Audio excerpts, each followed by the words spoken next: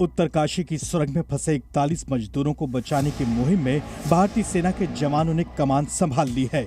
अभियान के 15वें दिन मद्रास सैपर्स के जवान सुरंग के पास देसी औजारों के साथ पहुंचे। उनके साथ कुछ स्थानीय लोग भी थे जो मैनुअल ड्रिलिंग के काम में जुट गए। वहीं दूसरी ओर वर्टिकल ड्रिलिंग के लिए मशीन ने टनल के ऊपर से काम शुरू कर दिया।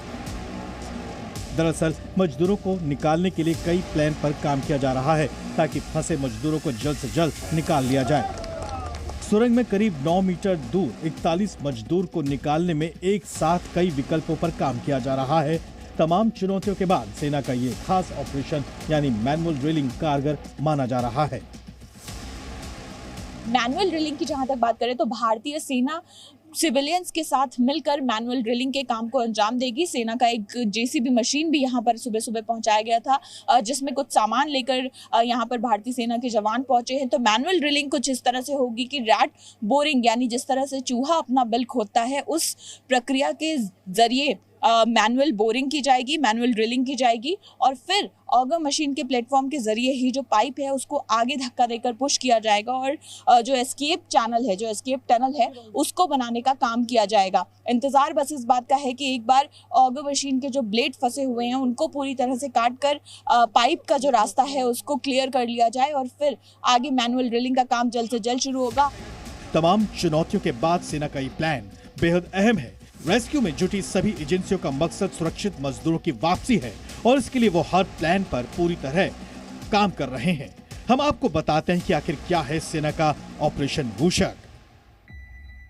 ऑपरेशन मूषक यानी रैट बोरिंग, चूहों की तरह पहाड़ खोदने की तैयारी, जिसके तहत मैनुअल ड्रिलिंग का मलबा हटाया जाएगा। देसी औजारों से मलबा भी हटाने का काम किया जाएगा, यानी छीनी और हथौड़े का इस्तेमाल होगा, जिसके बाद मजदूरों तक पहुंचने का रास्ता बनाया जाएगा। सेना के जवान और सिविलियन इस काम के लिए साथ मिलकर काम करेंगे।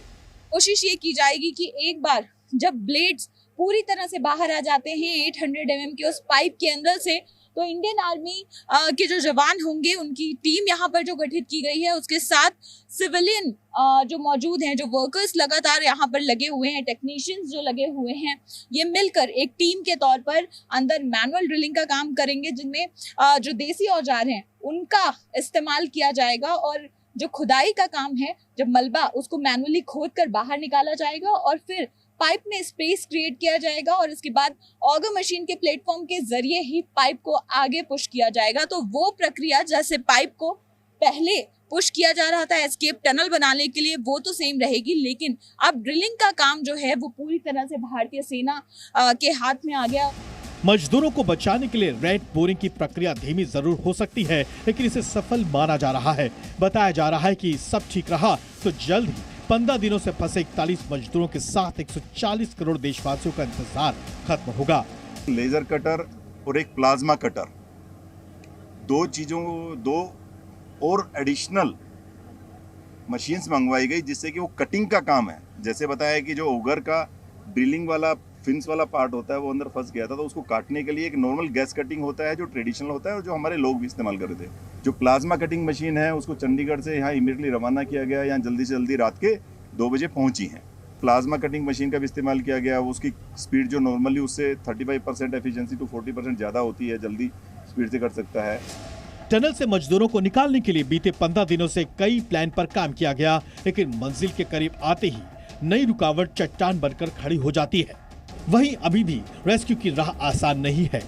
टनल के सिलक्यारा मुहाने के पास पानी का रिसाव बढ़ गया है, इससे रेस्क्यू टीम की चिंता भी बढ़ गई है, लेकिन हर चुनौती को पार करने की तैयारी भी पूरी कर ली गई है।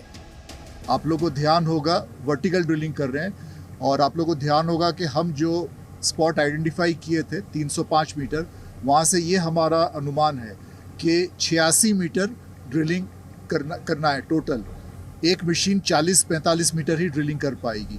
दूसरी मशीन भी आ चुकी है जिसकी हायर कैपेसिटी है और 40 मीटर के बाद वो थोड़ा सा, हालांकि 60-70 घंटे ही लगेंगे ड्रिलिंग पे एक्चुअली, लेकिन ड्रिलिंग रिग को भी बदलना पड़ेगा, शायद मशीन को भी बदलना पड़ेगा।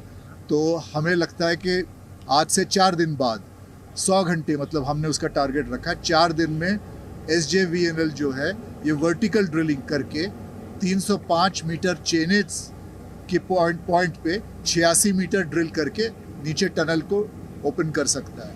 वर्टिकल ड्रिलिंग के तहत पहाड़ में ऊपर से नीचे की तरफ बड़ा होल करके रास्ता बनाया जाएगा।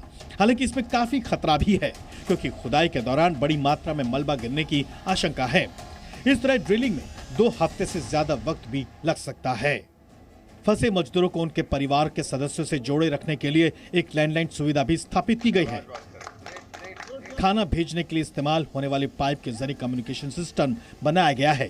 सर, ये तो अभी कोशिश की जा रही है कि श्रमिकों तक इसकी जो BSNL की लैंडलाइन की सुविधा है श्रमिक तक उन तक पहुंचाई जाए, और जो श्रमिक वहाँ पे इतने दिनों से 14 दिनों से जो फंसे हुए हैं वो अपने उसके संगा संबंधी अपने परिजनों से बात कर सके। वहीं इसी पाइप के जरिए एक एंडोस्कोपिक कैमरा भी सुरंग में डाला गया है, जिससे बचाव कर्मी अंदर की स्थिति देख पा रहे हैं। एक के बाद एक कई रुकावटों ने न सिर्फ रेस्क्यू अभियान में रोड़ा अटकाया, बल्कि उम्मीद और हौसले को भी चुनौती दी है।